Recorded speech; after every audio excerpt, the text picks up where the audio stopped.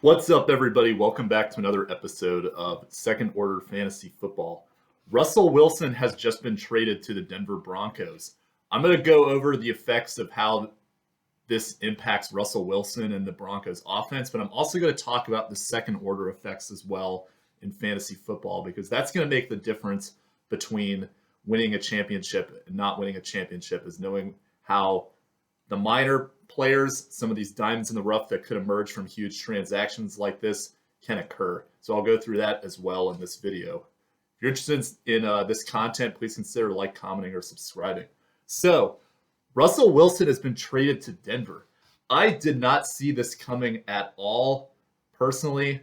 I felt that the Seahawks, when they kind of balked on the Commanders' trade offer for them, they were going to kind of stick their foot in and make sure that they kept Russell Wilson unless they got an insane offer. But they are getting a lot from this deal. So I just didn't expect Denver to be the team to do that, just because that division is already so stacked with Mahomes, Justin Herbert, and Derek Carr is very underrated as well. But now Derek Carr is probably the fourth best quarterback in this division. And he's still better than the second best quarterback in a lot of divisions. So it's crazy. But this is going to make Denver a very competitive team. And for fantasy football, it's going to really make their offense pop a lot more than it has in years past. The question is which players are going to do well. So the way I see Denver is built actually now a lot like Seattle was during Russell Wilson's early years, which is why I think this is kind of an attractive job for him, is because they are a very run-heavy offense with a very strong defense. They rely on ball control, clock management, things like that.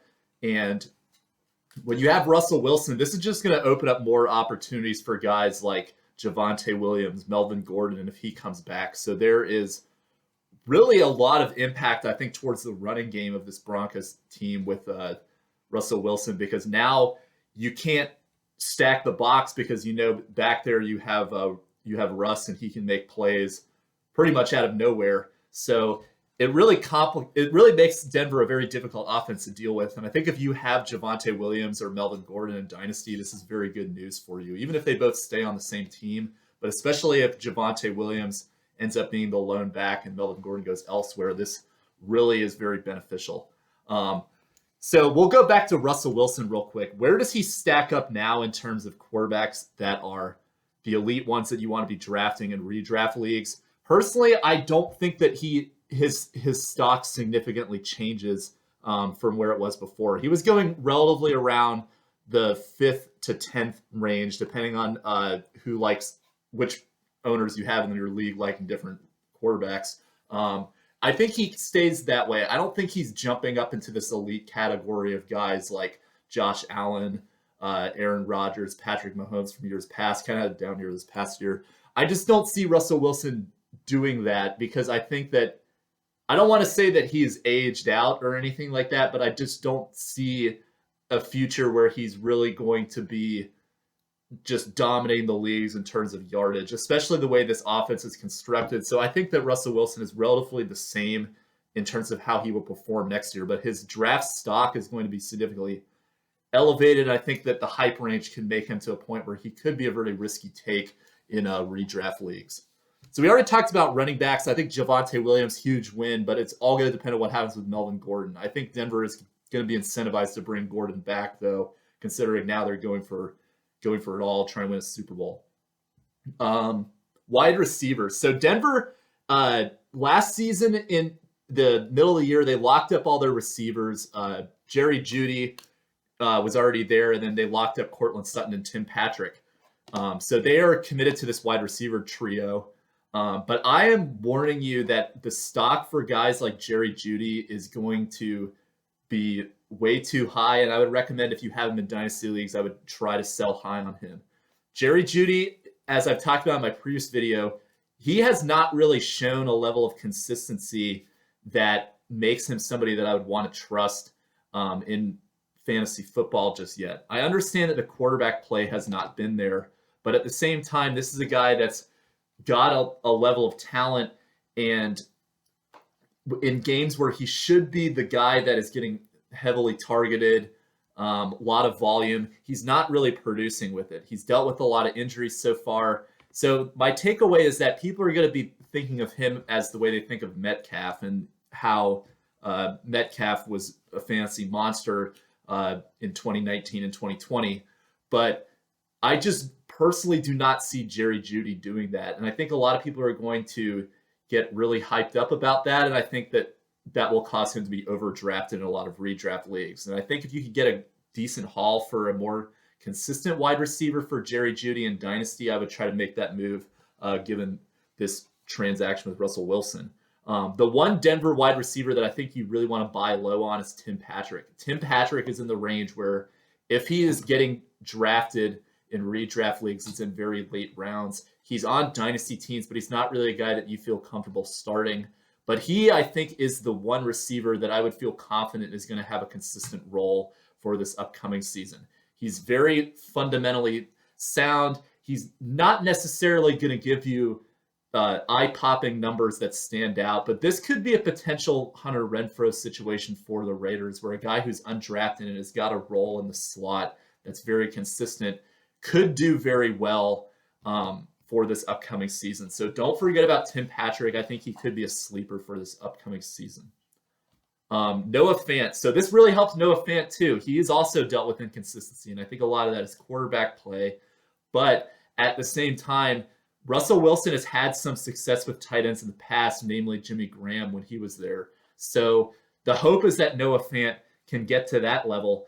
I do think that he's going to be overdrafted, though, and I would kind of caution staying away from Noah Fant if I could. But if you're late in mid-tier in later rounds in redrafts, I think Noah Fant is a decent flyer. For dynasty purposes, I would hold on to him and just see if he pops. I think if you could, I would encourage you to try to sell if you're getting somebody that you know is going to be consistent, like TJ Hawkinson. But I don't think you're going to be netting somebody like that from Noah Fant. More importantly, let's pay attention to Seattle, though, because Seattle, the what everybody's going to say about this team is, oh, they're rebuilding now. They're going to be trash in 2022. They're going to get #1 draft pick. But that doesn't mean that there won't be fantasy production.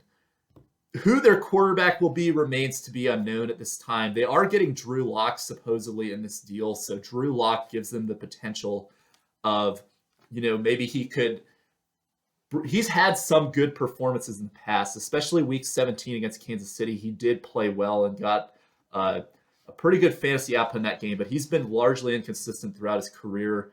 Had some good games as well in 2019, his rookie year of note. But this is going to be a potentially new opportunity for him in Seattle, but I don't think that he's going to go in locked in as a starter. I think more than likely they're going to try to draft somebody, probably one of these higher name quarterbacks, I would guess, depending on where their pick falls in terms of what they're getting for Russell Wilson. But they could be players to try to get one of these rookies and get a competition with him and Lock going.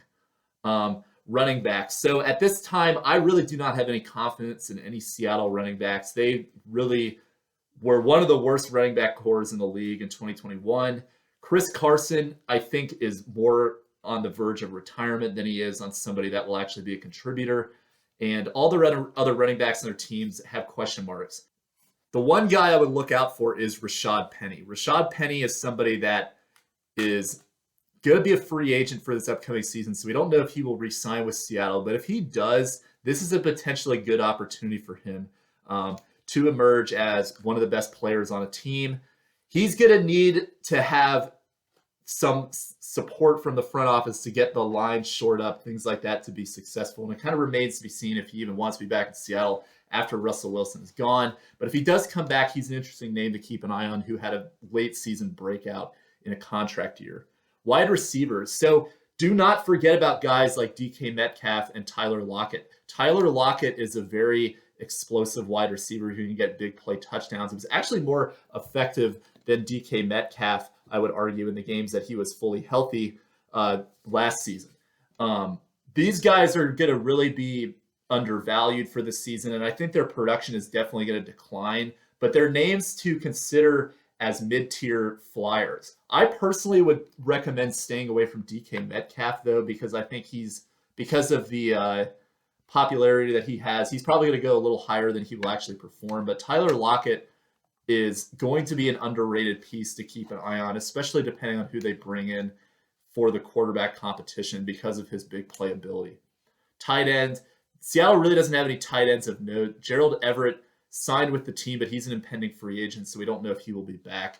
I don't think that this move really improves or decreases their tight end production because they really didn't have much to begin with anyway outside of Everett, who is about to leave potentially, probably will. So the point of this video is to keep an eye on these second order effects that happen from moves like this with Russell Wilson. There's a lot of other players involved, other pieces involved in terms of your wide receivers, running backs, tight ends that affect fantasy football from this move. And especially in the case of Seattle, there's going to be some guys that emerge out of the shadows and take off in 2022. Another name that stands out to me is D. Eskridge, who was a wide receiver that was taken with their top draft pick in the second round, I believe, for 2021. So he could potentially break out depending on what they decide to do with all these other receivers. But the point is that somebody is going to fill these shoes left by Russell Wilson, and they will give you fantasy production. So do not forget about that in moves like this.